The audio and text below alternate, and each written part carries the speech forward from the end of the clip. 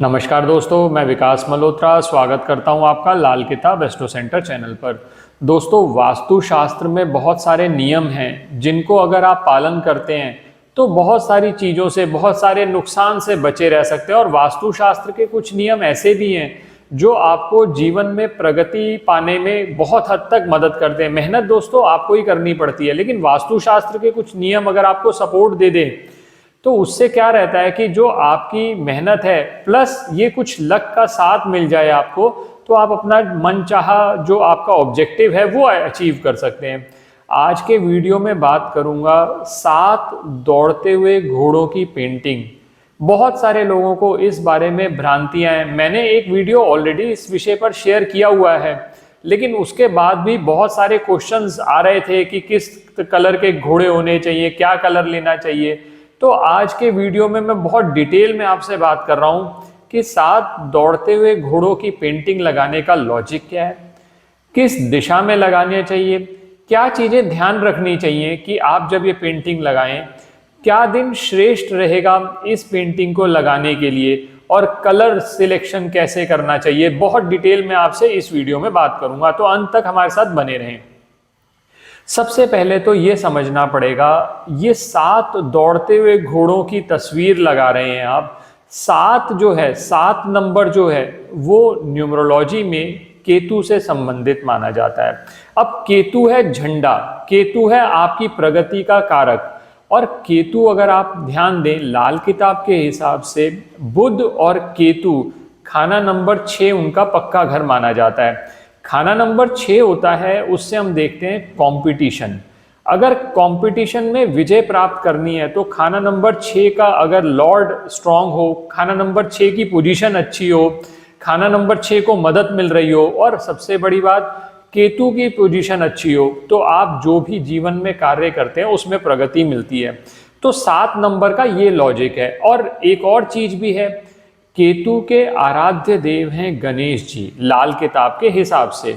अब गणेश जी माने जाते हैं विघ्नहर्ता। तो आप अब कोई कंपटीशन कर रहे हैं, कोई कंपटीशन में पार्टिसिपेट कर रहे हैं, कोई एग्जाम दे रहे हैं, तो ऐसे केसेस में बहुत सारी बाधाएं आती हैं।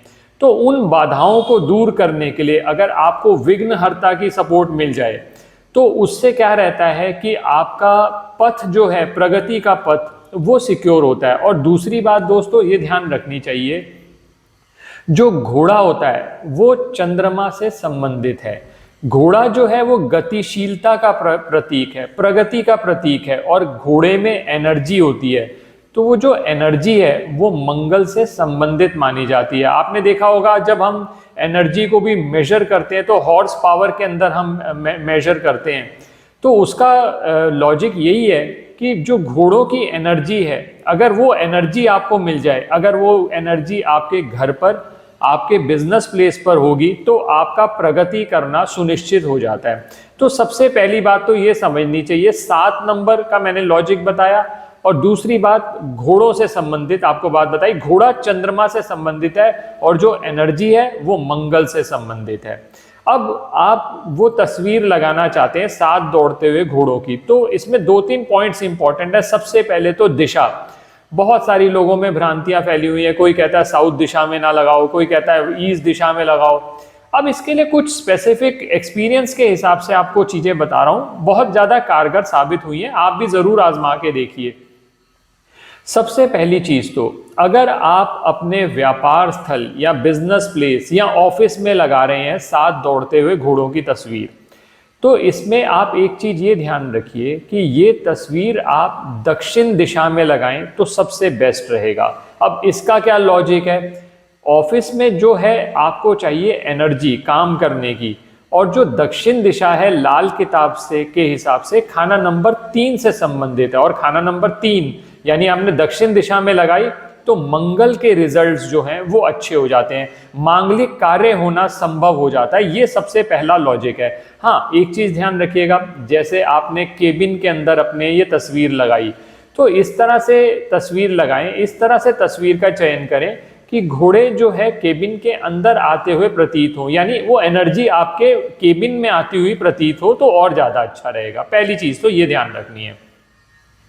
दूसरी चीज जो ध्यान रखनी है, अगर आप इस चीज को लगा रहे हैं अपने घर पर जब भी आप लगा रहे हैं तो सबसे अच्छी दिशा मानी जाती है पूर्व दिशा। उसका क्या लॉजिक है, ये जो 7 घोड़े का सिंबोलिज्म है ये सूर्य के साथ एसोसिएटेड है। सूर्य के रथ में भी 7 घोड़े जुटे हुए हैं। अब सूर्य का जो पक्का घर माना जाता है वो माना जाता है खाना नंबर 1, और खाना नंबर 1 की लाल किताब के हिसाब से दिशा आती है पूर्व दिशा।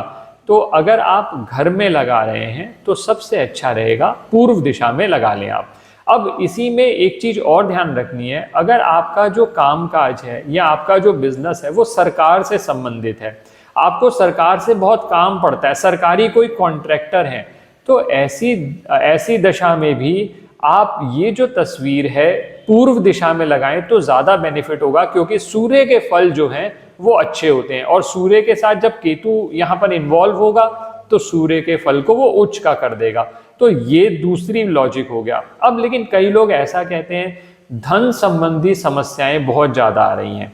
अगर धन संबंधी समस्याएं बहुत ज्यादा आती हैं, लिक्विड कैश की आपको प्रॉब्लम है, मानसिक शांति नहीं है दोस्तों, कई बार ऐसा होता है कि व्यक्ति कहता है कि घर में मानसिक शांति नहीं है, ना लिक्विड कैश आ रहा है, तो ऐसी स्थिति में ये जो 7 दौड़ते हुए घोड़ों की तस्वीर है ये नॉर्थ वेस्ट डायरेक्शन में लगाएं। अब इसका क्या लॉजिक है, नॉर्थ वेस्ट डायरेक्शन जो है वो लाल किताब के हिसाब से खाना नंबर 2 से संबंधित है, जहां चंद्रमा उच्च का माना जाता है, चंद्रमा उच्च के फल देता है। तो ये जो घोड़े हैं ये चंद्रमा से संबंधित हैं।